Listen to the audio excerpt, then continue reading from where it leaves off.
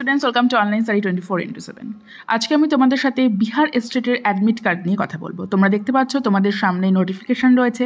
Bihar estate কিন্তু নতুন একটি নোটিফিকেশান তাদের ওয়েবসাইটে কিন্তু দিয়ে দিয়েছে। ওয়েবসাইটে নোটিফিকেশান তোমাদের সামনে রয়েছে, তোমরা দেখতে পাচ্ছ। এখানে তারা বলে দিয়েছে তাদের ফিফথ ডামি অ্যাডমিট কার্ড তোমাদের ফোর্থ ডামি অ্যাডমিট কার্ড অবধি তোমাদের ডাউনলোড হয়ে গেছে, যার যা সংশোধন তোমরা করে নিয়েছো।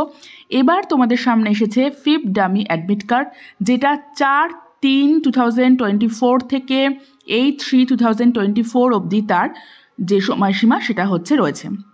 মানে তোমাদের গতকাল থেকে ওয়েবসাইটে তোমরা এই ডামি অ্যাডমিট কার্ডের জন্য যা যা কারেকশান, তোমাদের যার যেখানে যা কারেকশান রয়েছে, কারণ তারা যেহেতু তাদের অ্যাপ্লিকেশান যে ডেটটা এক্সটেন্ড করেছিল 1/3 অবধি, তো সেই অবধি যারা অ্যাপ্লিকেশন করেছো, কারোর যদি কোথাও সমস্যা থাকে তাহলে সেটা তারা সংশোধন করে নিও।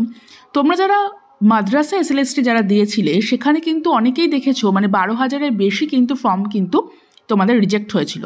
তো সেটা অনুযায়ী তোমরা দেখে নিয়ে কিন্তু ভালো করে তোমাদের কারেকশান কিন্তু করে নাও, কারণ কারেকশান না করলে কিন্তু যেরকম রিজেক্ট হয়েছিল ফর্ম সেরকম কিন্তু রিজেক্ট হওয়ার কিন্তু একটা সম্ভাবনা থাকবে। এই কারণেই কিন্তু তারা বারবার কিন্তু তারা দিচ্ছে কারেকশান করার জন্য। এরপরও যদি কেউ কারেকশান না করে তো সেক্ষেত্রে কিন্তু ফর্ম কিন্তু রিজেকশন হবেই।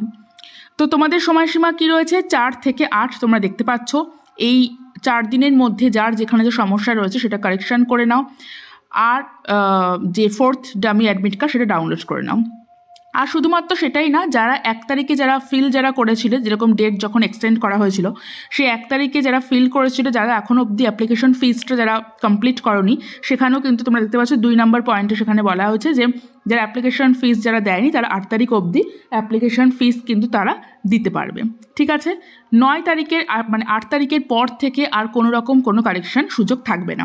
দেখো, যেরকমভাবে আমি দেখছি তোমাদের পরপর তারা ডামি অ্যাডমিট কার্ড ডাউনলোডের জন্য দিচ্ছে, তোমাদের এক্সাম কিন্তু মোটামুটি মার্চের শেষেই তার মানে হতে চলেছে।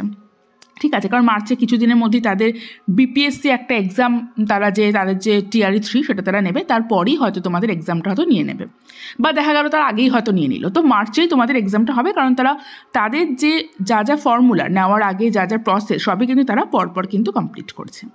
তাহলে 4 থেকে 8-এর মধ্যে তোমাদের সময়সীমা, এই সময়সীমার মধ্যে তোমরা কিন্তু তোমাদের ডামি অ্যাডমিট কার্ড কারেকশান এবং ডাউনলোড দুটোই করে নিও। SLST সংক্রান্ত বা স্টেট সংক্রান্ত যে কোনো তথ্য নিয়ে তোমাদের সঙ্গে হাজির থাকবো নেক্সট ভিডিওতে। টাটা।